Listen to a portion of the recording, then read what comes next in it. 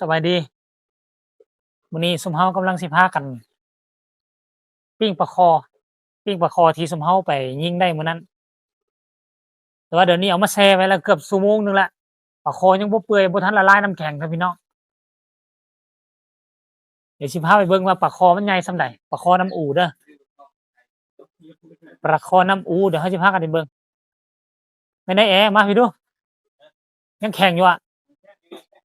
บ่ละปานใดสิได้กินซั่นน่ะบอกว่าต้มน้ำร้อนลวกน่ะ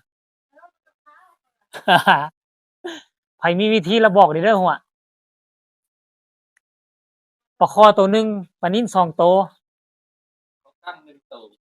เดี๋ยวเฮาสิพากันเฮ็ดกินเอาแจ่วเจ้าสิตำวะเดี๋ยวเฮาสิพากันมาตำแจ่วส้มพี่น้องอย่างแรกเลยที่ขาดบ่ได้ก็คือกระเทียมน้ำตาลเนาะเกลือ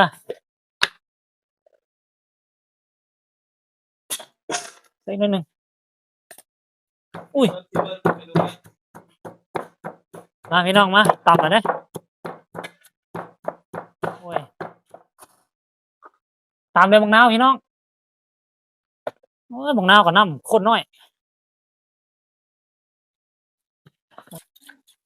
มื้อนี้บุ้ยเพิ่นไปกินกับเฮา2-3คนเฉพาะซอยเลยพี่น้อง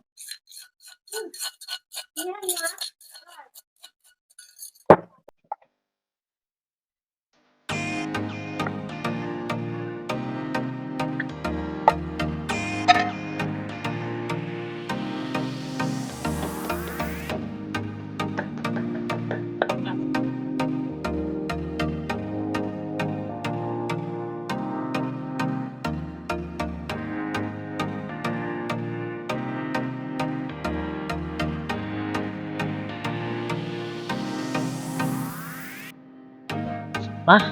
กินพันปลาพี่น้องปิ้ง2ชั่วโมงพุ่นสิสิแล้วเนี่ย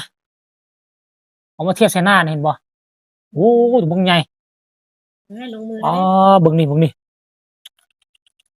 เนี่ยปลากินออกตัวอายมันนั่นบ่สุกอยู่ว่ะ เนี่ย สุกเนาะ แล้ว เนี่ย ปลาซิดบิลีเลยพี่น้อง ทุกคนแล้ว เบิ่งสิซิมมันก่อนเบิ่งนี่ นี่มันเป็นมิดเยื่ออย่างไรน้องเฮ้ย อืมขาวคือขาวอ่ะ เนี่ยบะเสือเนี่ย อืม เนี่ย ใส่มะกอก ปลาเนี่ย สลัดนะ เลยได้มือเลยได้เห็ดเลย กินนำกันเด้อ มันอร่อยเนี่ย เดี๋ยวสิว่าซั่นว่าสิได้กินนำกันได้ต้องใช้มือเด้อพี่น้องพุ่นน่ะ มือบะเสือ คุณ ใหญ่ๆเลยนี่ น้ำจิ้มมันน้ำ คนออกตัวว่ะจริงๆแล้วเฮ็ดนำกัน3คนแต่ว่าผู้หนึงจักไปแล้วก็โทรหาบ่รับสายเดี๋ยวเนี้จักเป็นหยังเดี๋ยวนี้จักเป็นตาร้ายดีก็บ่รู้กินแล้วคันบ่เฮ็ดมาสิประกาศให้คนเสียเด้นี่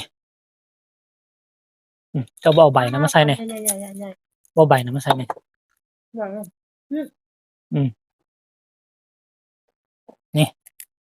กินกันได้2คนคนอื่นเขาค่าเวียก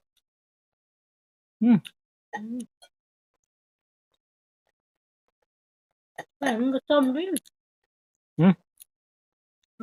เป็น เอามา น้ำตาล บ่ไปเบิ่งอันนั้นแหน่โอ้พี่น้องขาดมะเขือ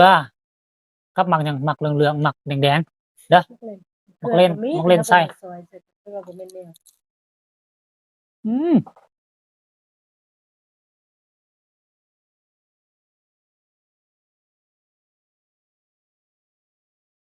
มีวันนึงก็มาโอ้ย หมักเล่นคือให้ย้อน มีนะ มื้อนั้นนะ ต้มหมดเลยคือ อืม โอ้ยบดเสร็จ แซ่บๆปลานี่บ่ได้ปลาซื้อเด้อพี่น้อง ทำซา ไปยิงเอามือก่อนนี่นะพากันไปดำปลาแล้วไปยิงได้ ต้องเลยมาแม่กินปลาธรรมชาตินะ มาพี่น้อง ไม่สิ โทรหาแล้วบ่รับหมู่ เสีย ก็ ง ได้ นี่อืม นี่ เวลาน้ำจิ้มน้ำแจ่วมันมา ผสมกันใส่กับอันนี้นี่ โอ้ย เข้าทีเด้อเข้าท่าเด้อพี่น้อง นี่ หอมลาบ จักมันหอมลาบหอมหยังหอมป้อมเนาะ นี่ผักอิหยังนี่เขาเอิ้นหอมหยังบ่ฮู้เนี่ย อันนี้จืนใบกะเพรา มีทั้งปลานิลอันนี้ก็ปลายิงก็หมดได้บ่ได้ปลาซื้อได้ เขาทำปัญหาปัญหา เบิ่งถึงไหม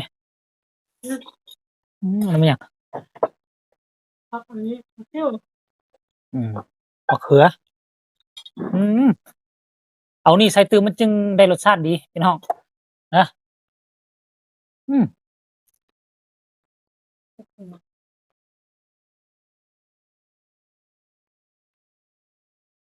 อืม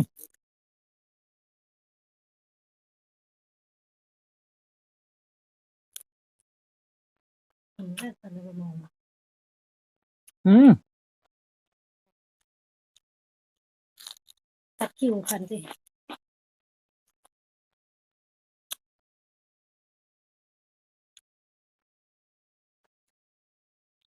มีทั้งอ้อหมูปลาพี่น้อง หมูที่ไปเลี้ยงอยู่ป่าสนาม หมู่บ้านไปเลี้ยงอยู่สนาม อืม หมู่บ้าน มึงหนังหมูปลาปืนแก๊ปยิงบ่สักเข้าเด้ ใหญ่เป็นคืบอ่ะ หน้าเป็นคืบ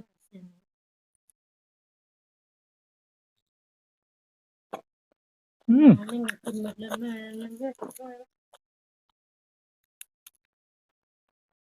เจ้าแซ่บตักใส่หลายโพด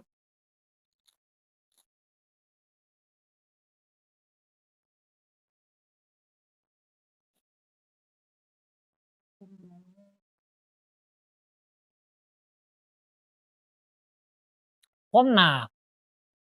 ปืนแก๊ปเกือบยิงเข้าบ่ได้ นี่ปรุงตัวปรุงตาไปกับคุณเพราะว่าจะนอนพลูเอิ้นแล้วก็บ่เดียวซอกขึ้นขึ้น อืม ไปแล้วนอน ก่อนเข้าแชมป์ก็อาบน้ำเฮ็ดเวียกบ้าน เลยจึงแซ่บ เดี๋ยวก็มันมาแมว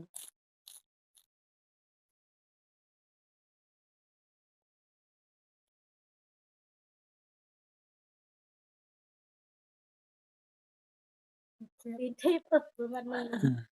กลาด ได้กินพันหมู เส้นขวาน้ำดง เกือบให้บนเฮือน อ๋อ กินขันหมูนะ อืม ขันเฮือนน่าดีใจแล้วจนน้ำ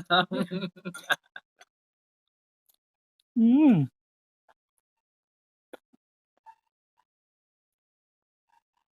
พี่จำได้มาส่ง อ๋อพี่น้อง อืม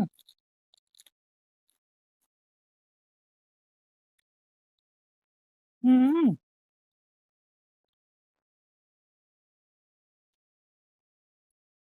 อืม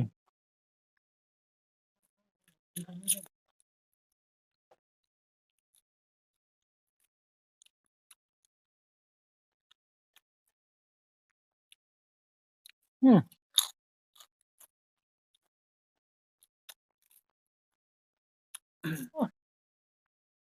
อืม เออ อืม ปฏิสุกเลย อืม น่า อืม กิน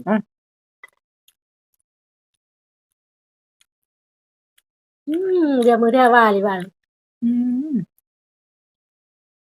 อืม กินทุกอย่างพี่น้องที่มันก็ยังยากกันในป่านี่ มีในกลุ่มสมเฮานี่ ที่ประคอเสียแล้ บ่ได้ใช้เนี่ยแค่เป็นทิศพุ่นแหละแค่ได้หมู่บ่ต้องขี้ปากคอให้ น้ำผู้เดียวที่มันไปแล้ว คำสุดท้ายเด้อพี่น้องเกตคำสุดท้ายพี่น้อง เบิ่งเนาะ เนี่ย ใส่หมดนี่เลย คำว่าโลก คำสุดท้าย อืมสิ้นท้องมันน่ะโคตรแซ่บเลยพี่น้อง อืม อุ้ย มันดีนะ ให้เราประเด็นมันมาตายเถอะ อืม ปลา พัก ถึง กิ ตาน ใบกะเพราใส่นี่มันสุดละไอ้จืดใจเนาะ แซ่บนะกินมาแล้วก็แซ่บนะถ้าจะ แซ่บหลายเอา อื ใส่ ม สุดยอดเลย เอาล่ะพี่น้อง ตอนนี้ก็กินมาฮอดค่อนทางแล้วเด้ออิ่มแล้วเด้ก็สิขอลาลงเพียงเท่านี้เนาะอย่าลืมแหละคือเฮาเว้าย้ำตลอดคือกดไลค์กดแชร์แล้วก็กดติดตามและที่สำคัญคือให้กดติดตามเนาะเพื่อเป็นการสนับสนุนให้ช่องของซุมเฮามีกำลังใจเฮ็ดคลิปต่อๆไปให้เบิ่งเนาะเพราะคลิปนี้เป็นคลิปแรกที่เฮ็ดคลิปกินอาหารเนาะถ้าหากว่า มีคนกดไลค์กดแชร์กดติดตามหลายเฮาก็เฮ็ดตื่มนะปกติสิเฮ็ดคลิปท่องเที่ยวคลิปตั้งแคมป์คลิปหาปลาเนาะโอเคสำหรับมื้อนี้สบายดีเนาะบ๊ายบาย เฮ้ยกล้องหน้านะ